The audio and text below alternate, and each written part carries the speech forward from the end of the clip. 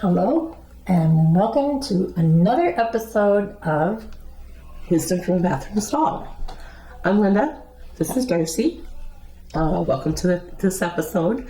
And we want to talk about volunteering. This time of year, everybody gets hit up kind of to throw out their cash, but there are a few places who could use more than your cash or use your services more than they need the cash. But let's start with what's going on with you. Anything new? Boy, I don't know. Not this week. Not a lot.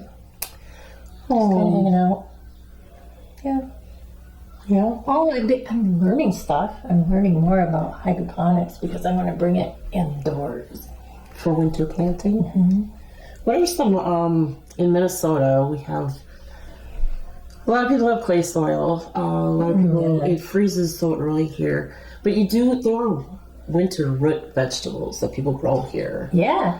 Yep. I'm thinking Turnips, carrots, potatoes. I'm not sure about. that I don't know. Yeah. But there are some learning. you can still do and you can still harvest. Pumpkin season, squash, gourds, the whole bit. We got a farmer down the street. Yeah, I live in, it's weird. It's a little bit of farm country, a little bit of city. And It's a nice area. yeah, they sell giant pumpkins for like $3. No way. Oh yeah, mid-sized ones are $2, and if you find about this size, give or take, they're $1. Nice. And they do the little minis, like for a quarter piece or something. I don't know. And he has corn and he has stalks. They have squash. They have other stuff there too. It all goes fairly quickly, and his grandkids help with the fields because the money that they raise is to help pay for college. Oh, fun. And it's That's super really cool. Yeah, we got a lot of farmers around here. They do a lot of honor system. They'll leave firewood out. They'll leave eggs out. They'll leave vegetables out. And you just pay on your honor. That's really nice. That's very Amish. Yeah, it's really cool. Yeah. It's nice to live in a community that they trust their neighbors. And they trust that people are going to do right by them. We need more of that. Darcy gave me a hand slap and told me I need to talk a little slower. A little bit. So here I am. So I will try. If you are having trouble understanding me, shoot us a message. Or let me know if my speech speed is just fine. Okay, let's talk about volunteering. Yes. So we put a list together. These are just some ideas that we took 2 minutes to gather. Libraries, hospitals, churches. And the thing with churches is they go to a lot of, say, bedridden people or people that can't get out and about and will deliver things that they need. So it's not just, you may not be into the religion part of it, but they are still providing services to people who really, really need them. Yeah. Do they still have Meals on Wheels? Yeah. Good. The Salvation Army. We are both familiar with people from the Salvation Army. I'm not. You are. I am. You are. You? Jim Daly. Oh, yep. There are quite a few that were within the Ramsey County Sheriff's Department and also volunteered for Fright Farm. Yes. And they've done a lot of good around the world. So, and they do all kinds of stuff. Right. We should tell them what is Fright Farm. What was Fright Farm? What was Fright Farm? Go ahead, Darcy. Fright Farm was a haunted attraction. And it was just a lot of fun. A lot of fun to volunteer there. It raised money for the Ramsey County Sheriff's Department for things that were underfunded. And that might be diving gear for the water rescue teams. It might have been for help for training canine units. Yep. It was all sorts of equipment and training that there just wasn't enough in the budget for. So we would volunteer for that. And I only did a few years. It was around for over 20. And yeah, they did a good job of it. I used to be in parades quite a bit. And maybe you'll get to see some pictures of that stuff a little bit later on. Yeah, and maybe we'll post some of those. Yeah. My husband was the art director. Yep. And we both got to act up there for a while. Yeah. Towards the end there. I'm not an actor. My husband ended up being lead construction at the end.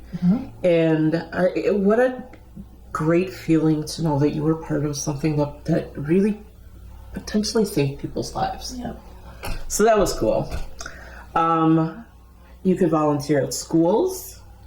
Read to kids, yeah. Read to kids. I don't know if they take volunteers for school trips and stuff still. I'm not sure. I don't know how much that How's goes at the on lunch? With the lunch during that time, gets really busy. Big brothers and big sisters are still around. That's good. Yep. Feed My Starving Children. This is pretty good one too. You know, all charities, you could go to there's a site somewhere for charities, and if I can find it, we can post it. And it is about where their money goes. Some have really bad ratings because their money is all overhead. I mean, it's like way too big a percentage goes to their CEO. That's not good. And very little goes to the charity.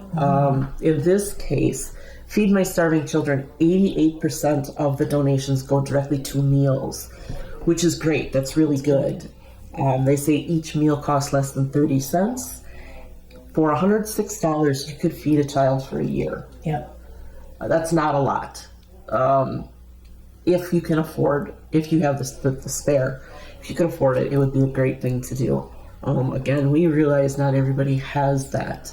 If you've been fortunate enough to never have to rely on services for anything, kudos to you. Yeah. You've done well.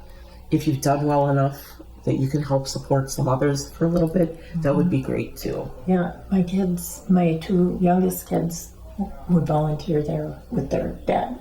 That's nice. If you don't have money and you don't have a lot of time, but you still feel like you can provide a service or help in some way, clean out your closets, your clothes. They could go to Goodwill. You could give them away on a Buy Nothing group. I don't know if you know what that is. It's all over the world. Most of the communities have one where people put their excess items or things they don't want anymore. They just put a picture of them up and say, first come, first serve. Or they'll play games and they'll say they pick a number. Sometimes too, it's fun. Also, and you meet your neighbors. Also, I think they're all over the world now. And Probably. 2 women started it. 2 women. Just 2 women. That's crazy. I don't think it's crazy. I think people don't realize how much impact they can have, not just in their lives, and it doesn't have to be this big sweeping thing. Right. They came up with an idea, is what happened. Yeah, they did. And you can actually put an app on your phone for it. So Yeah. Buy Nothing app. And you can make your community larger or smaller or however you want it. They're great. I've picked up books. I've given books. I have more to give. That kind of stuff. But when you clean out your closets, they're always doing coat drives in the winter. Yes. So maybe after Christmas, you've got your new gear. Donate your old stuff. There's kids out there. There's families out there that could really use it. Yeah. Speaking of, you could do Adopt a Family for Christmas. Surprisingly, those usually start opening up for adoption in October. Yeah, I think you're right. And That's when they start doing Toys for Tots. Toys for Tots is another great one. Christmas is the worst time of year to not be included and not be recognized as a human or worthy. So these little things are huge to kids and to adults alike, to be recognized and acknowledged that they exist and they deserve whatever. If it's a game, if it's a shirt, if it's a, I had a friend who entered her family in Adopt a Family once, and she asked for cleaning supplies, and they asked her about that, and she said, I have to have a way to make money to support my family, and I can't afford the cleaning supplies. It Right. would be a great joy to me to have that. And that is what she got, and she went on to be able to make money Nice. to support her family. Yep. So you never know what you're looking at, and you never know what the recipients are up against. It's not everybody just looking for a handout. Right. You never know what a person's situation is. Food shelves could always use. They do more with cash than we can do with cash because they have agreements with places to buy things too. So if you've got cash, if not, you want to do canned goods or to buy the pre-packed bags at the stores, whatever it is you are into. Yep. Also, I know the one that we have to go to. They do ask for volunteers to be up there just to help people out. Yep. Yep. Nursing homes, Yes. especially because there's a shortage of employees. They could really use some help. Catholic charities, they have a variety of services. One of them is emergency family shelters. Which, if you live in a cold climate like ours, we start worrying about this pretty soon. It's been a warm fall so far, but that will change. And we do hit 5 below, 10 below, and people cannot survive outside. Sometimes 30 below Yeah. without wind chill. Yeah. Yeah. And sometimes we have 30 below wind chill or worse. Yeah. And the last volunteering place that we really want to talk about, and probably more at length, is Hope for Youth. And if you're going to pick one thing that you want to help, this will reach us out to teenagers, like 16 to 24, 14 to 24. Something like that. Eek, I lost it. But There it is. they help them with their education, trying to keep them in school. It's really hard to go to school when you don't have an address. Yeah. You don't have a place to sleep. You don't have a place to eat. You're suffering from food insecurities. The last thing you're worried about is a textbook or a class. So they provide them the stability to be able to go to school, to get a job if they want. They help them stay off drugs and alcohol. They can counsel them. Hope is what is it? Housing, outreach, prevention, education, and employment. Yep. I think they have, I know in Anoka they have a facility too for Hope for Youth where they teach them, just your life skills and cooking and all kinds of stuff like that. A lot of these kids are kids who've been kicked out of their homes. There is a big percentage of children, if you're gay, your family doesn't want you. And maybe some families. Some families. Yeah. And it's a higher percentage than people want to admit to. Yeah. What does it say here? Annually, there are more than 13,000 youth experiencing homelessness in Minnesota. And on any given night, it's estimated that 6,000 young people will have nowhere to go and nowhere to call home. And I think that's really, really a sad, sad statistic. So if you want our society to get better as a whole, we have to make sure kids are being taken care of and they grow up to be contributing adults. And Hope for Youth is certainly an opportunity for kids to be able to do that. Yeah. Yeah. This episode makes me a little sad with the volunteering. I've volunteered for different things, certainly donated cash.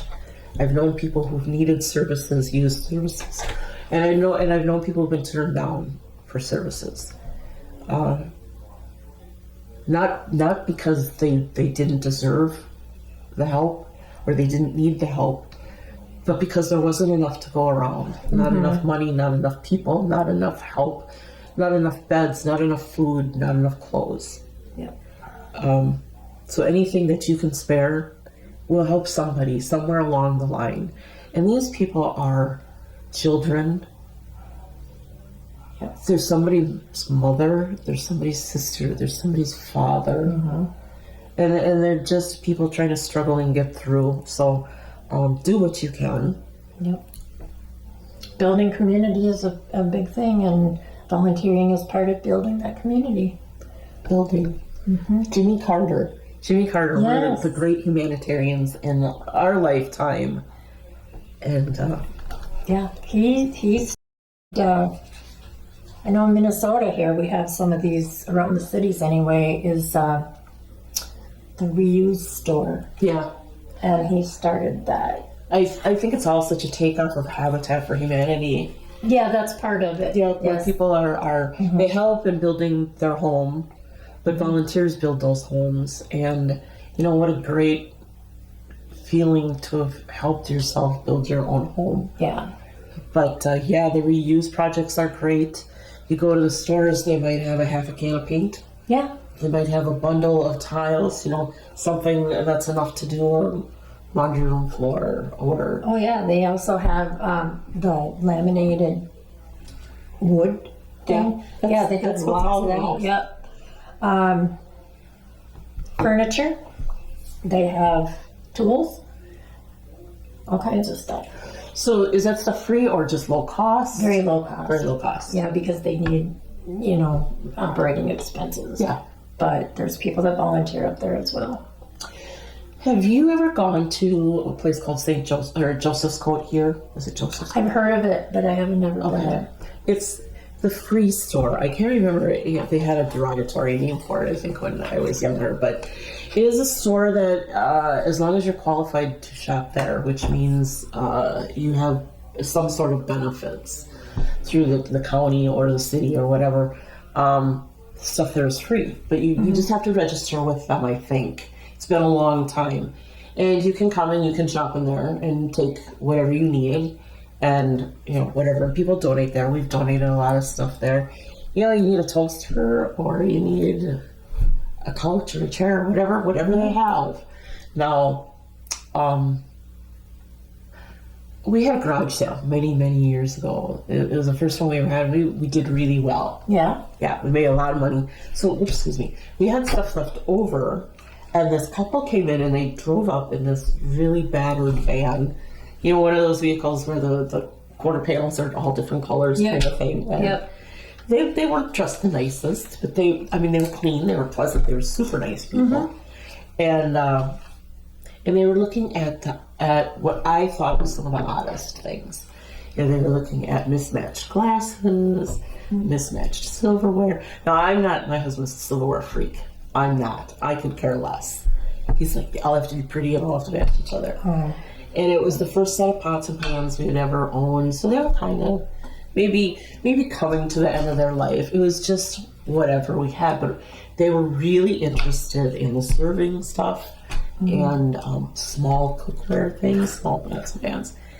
And so I started talking to them and it just expressed that it was unusual and was wondering if they were looking for something specific. And they said, no, we go to garage sales and we buy this stuff up for the homeless people and bring it to their camps and stuff. And I'm like, game on, you're not paying for anything. Yeah. And so they packed up whatever they wanted. Yeah. And they took it and it was great. That's nice. I think I brought them in the house and took them downstairs where we had more stuff that we were kind of contemplating what to do with it and let them take kind of whatever they wanted. It's just, my heart goes out to people like that. When we did our last garage sale, and I don't know if I've talked about it on here, it wasn't a garage sale. It was everything is free sale. And that was the most rewarding day of my life. Yeah. Yeah, it was very cool. I wish I could do it again. We just don't have that much stuff anymore. Nice. I'm trying not to pull I more wish. stuff. We need to do that. We need to purge. I would love to do it as a neighborhood thing. I just don't know how many people would be willing to You'd be give surprised. stuff away. You'd be surprised. So, Yeah. this is a good thing. I hope everyone finds some way to participate this season in donating. Donating or helping out with your time. Yeah. Yeah. So let's go on to Barry Gibb. And I like this one. I don't know what I got written on the side there. This is James Gandolfini. Who's James Gandolfini, Darcy? Yeah, I had to ask you that because Yeah. I did not watch. And I was shocked. I did not watch what's it? Sopranos. Sopranos. I don't watch TV. She doesn't. I do not.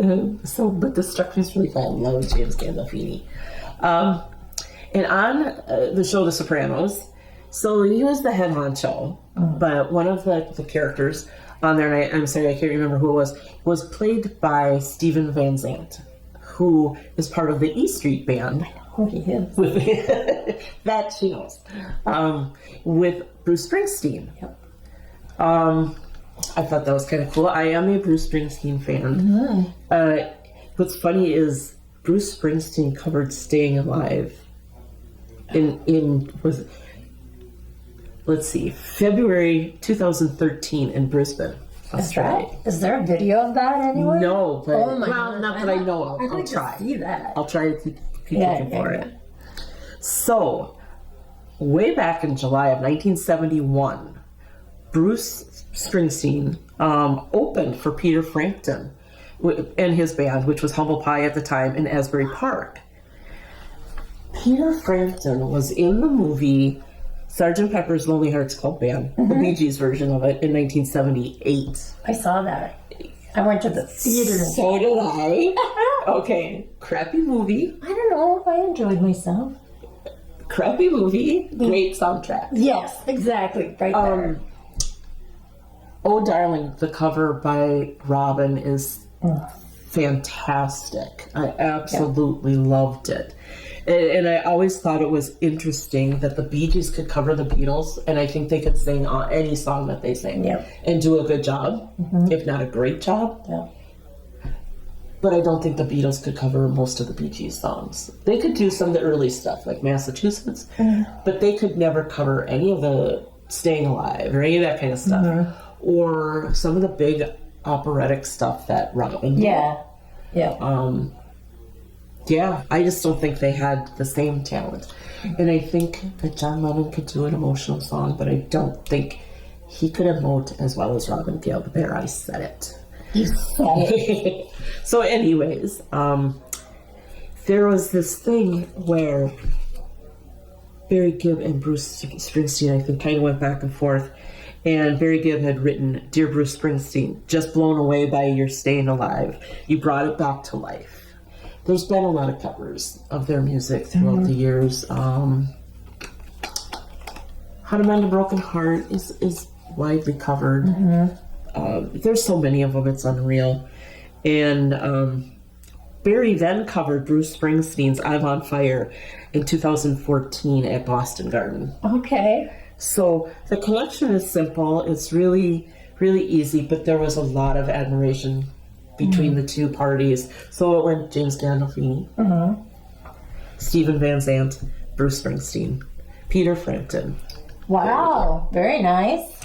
And I like that one too. That one was pretty easy. Yeah. Again, it's not what I think, but then I kind of forgot about Steven Van Zandt in there. There's so many characters in The Sopranos. You have to watch this show. Yeah. I loved it.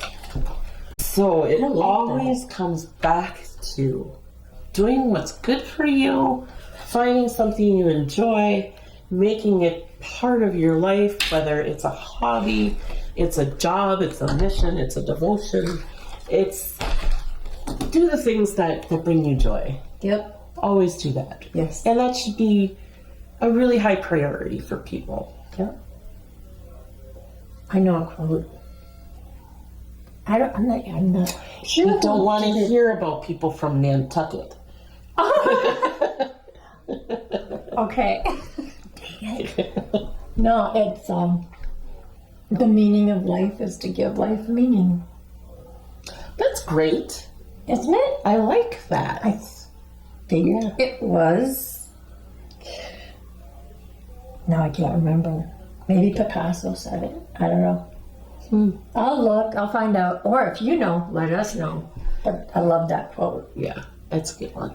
That. Yep. If it's an immediate emergency, please call 911.